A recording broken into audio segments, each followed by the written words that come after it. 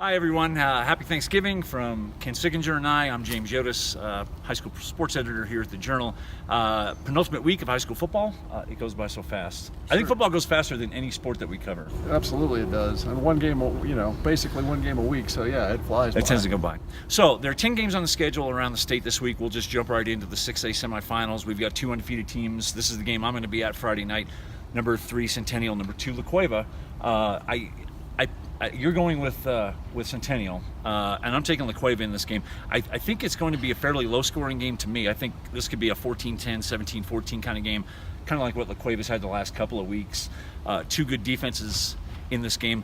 La Cueva continues to astonish. They just keep finding ways to win. Yeah, they do, but the same thing can be said of Centennial. I mean, both these teams all year long have been in tight game after tight game, and they just find a way.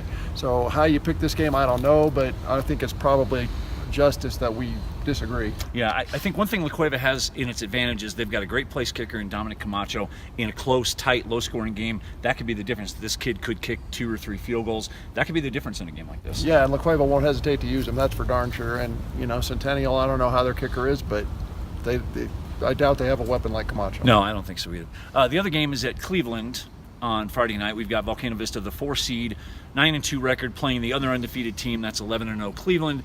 These 2 teams played last month at Cleveland. Cleveland beat them 61-46, and I was at that game. That was an 8-point game with about 3 minutes left, and Volcano Vista had Cleveland pinned inside its own 10 with a chance to get the ball back and maybe tie it. And then Cleveland unleashed Dorian Lewis on just about every play on that drive. They went like 92 yards, clinched the game. Dorian not going to be playing this time around. So, interesting matchup. Volcano could certainly get Cleveland in this game. They can, absolutely. And I think you talked about the other game being a defensive game and low scoring. This game, I expect it'll be anything but. No, this is Chiefs-Rams at the high school level. I mean, this is a game that's not going to have very many punts. We both picked Cleveland. We'll have to see. I think Cleveland still has been the best team all year. Volcano Vista is going to have to find a way to up the ante this week and play almost a perfect game, I think. Yeah, a couple of turnovers are probably the only, they almost have to have them. Yeah, and we should mention Colton Madison had a big game for Cleveland last week against Manzano. I think he ran for $144, so he's going to be probably the featured back. Volcano Vista is going to have to do a better job, especially at the line of scrimmage. They got pushed around in the first game. They're going to have to find a way to start filling some gaps and taking some of that stuff away. Absolutely, but I anticipate, like you said, a high-scoring and very entertaining game. Yeah. So 5A semifinals. We've got one game Friday night. That's Artesia and Roswell. Artesia beat this team with a 2-point conversion the first time they played, 36-35. They meet at the Wool Bowl. Saturday afternoon, you've got Goddard and Los Lunas playing. When those 2 teams played in the regular season, it was also a 1-point game. Goddard beat them 28-27 in OT. Los Lunas went for a 2-point conversion at the end to win it. Didn't make it. That was the difference. So 2 intensely competitive games. Oh, and I expect these 2 will be intensely competitive as well. I would think that the Roswell-Artesia game probably higher scoring, but both games very much could come down to the wire. Yeah, I agree.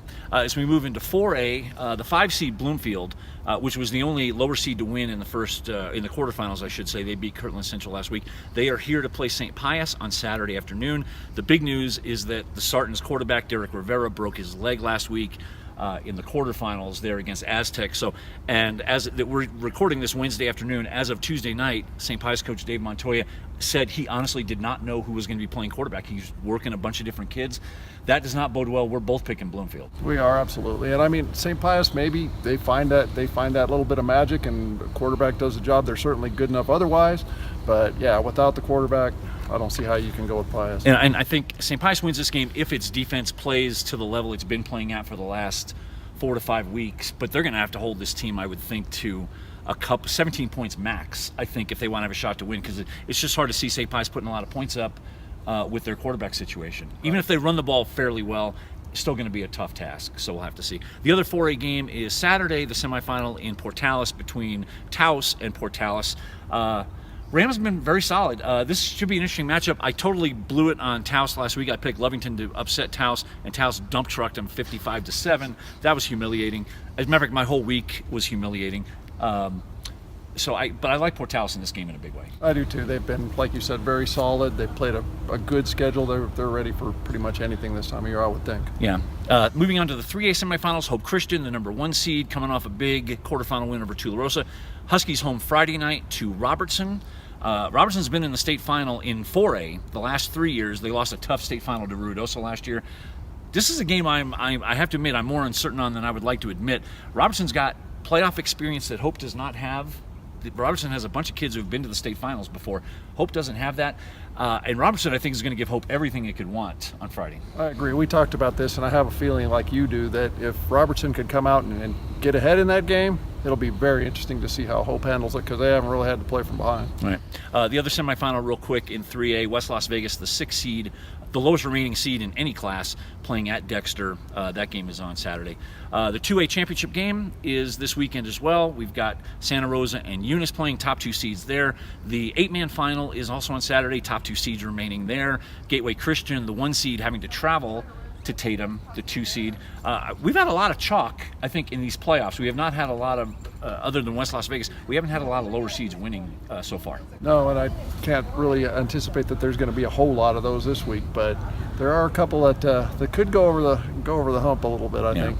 Anyway, Ken waxed me last week. He's got a 4-game lead in our picks with 2 weeks to go. I'm not going to be able to catch him, but I won the regular season, and that's all that matters. You can find all our picks in the Thursday morning Thanksgiving edition of the Albuquerque Journal, and of course you can find them on abqjournal.com. From Ken and I, happy Thanksgiving to everyone, and we'll see you next week for the last installation. Thanks.